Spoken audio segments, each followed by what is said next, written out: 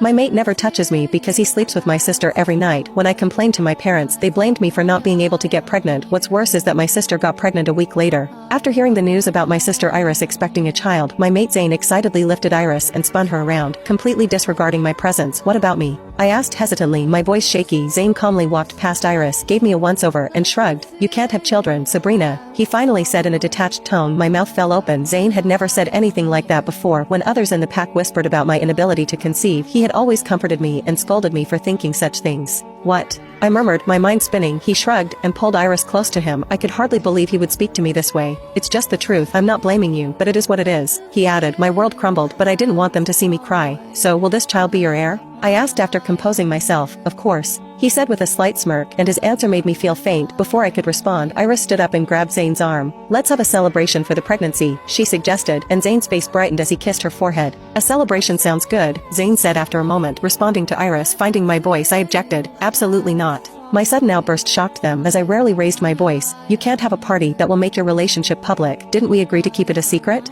I asked, my heart racing. If their relationship and her pregnancy were exposed, I would be humiliated in front of everyone. Zane laughed. That agreement was before she got pregnant. Now that she is, there's no reason to hide it. You're not cruel enough to expect that, are you? He mocked. Cruel? You're the one being cruel, hurting me like this, I retorted, pointing at him. Sabrina, you can't stop this, Zane said coldly. We had an agreement, I reminded him, trying to keep calm, but Zane shook his head. We didn't, he said firmly, and his cold words felt like a slap. Tears burned my eyes, but I refused to cry. Crying had never solved anything. In the past, Zane hated seeing me cry and would give in to my requests, but now, it seemed he no longer cared. If you go through with this, everyone will ridicule me. I'll be the laughingstock of the pack. Please, Zane, if you still care about me, don't do this, I pleaded, my voice filled with despair. I reached out to touch his arm, but he moved away. Iris's mocking laugh drew my attention, and she rolled her eyes before looking away. Stop being selfish. I finally have an heir, and you should be happy for me, Zane declared. My heart shattered again. I love you, Zane, that's why I'm begging you, I continued. Iris interrupted. Let's go plan the celebration, Zane. Leave my sister alone. She clearly needs some time to herself. Her smug expression enraged me. You traitor.